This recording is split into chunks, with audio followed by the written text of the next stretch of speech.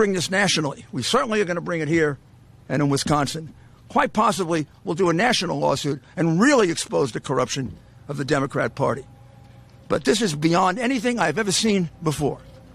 This comes when you think you have so much power and you own the media that you can do anything you want.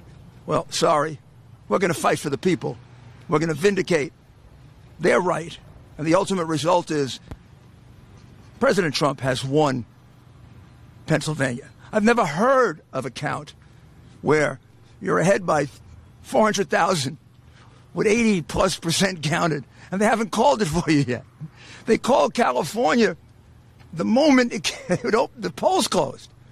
How many votes do you have to be ahead to win, for a Republican to win here? How many votes do we have to be ahead? 400,000 is not enough? With 80+% counted, I think there's only 14% of the vote to go. Do you think we're stupid? You think we're fools?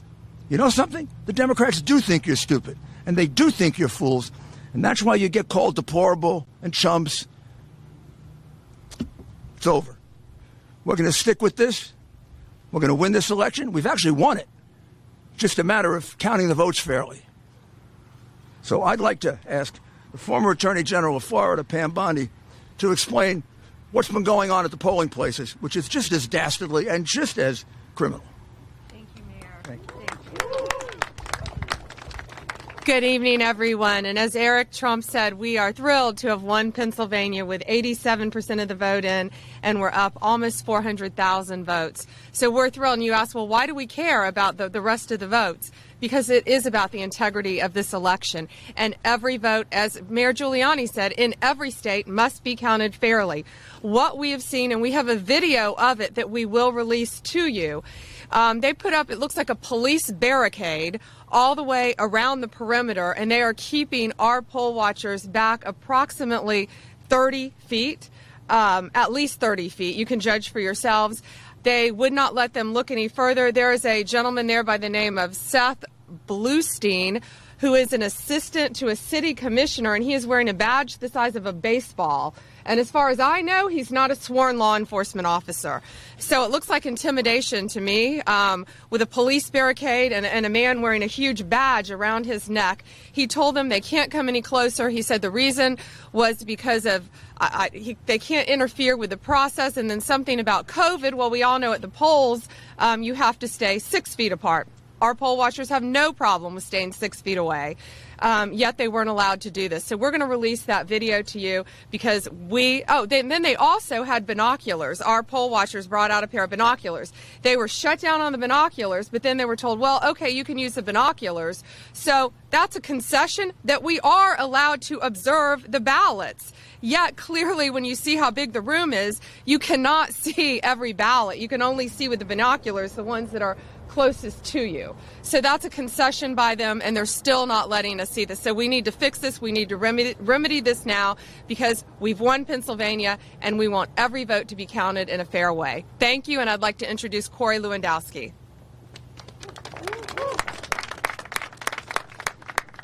You know, General Bondi and I will be here for the remainder until you all realize that President Trump has won this state. We have now officially declared the state of Pennsylvania Trump country. Until the last vote is counted, General Bondi and I will be here. I'm sure we'll be in constant communication with you. We will be releasing that video shortly, and we appreciate your time. There'll be no questions today. Thank you very much. Jeremy? This is a gentleman, I'll have him introduce himself. This is a gentleman who volunteered 2 days of his time in order to do a civic duty and was obstructed in a horrible way by the crooked Democrat machine of Philadelphia, which really has been around so long. It's a shame.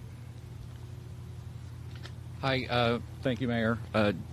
Jeremy Mercer, and I was at the polls, or at the pre-canvass yesterday from 7 a.m. until just after midnight, back again this morning just before 8 a.m. until around 2:30, and as has been described very well, we're there, supposedly observing, but we can't see.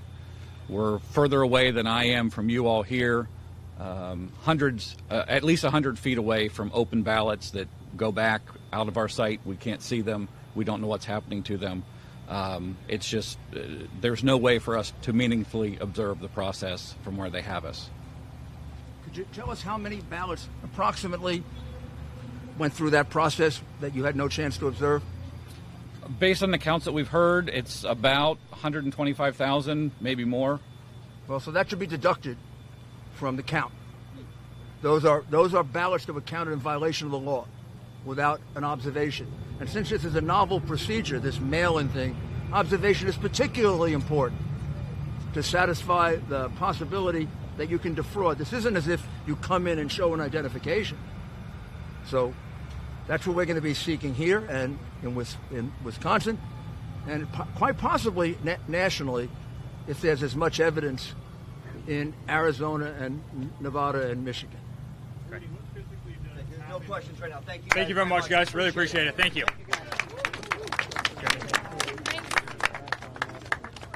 I forgot this. Sorry. Hey, Pam.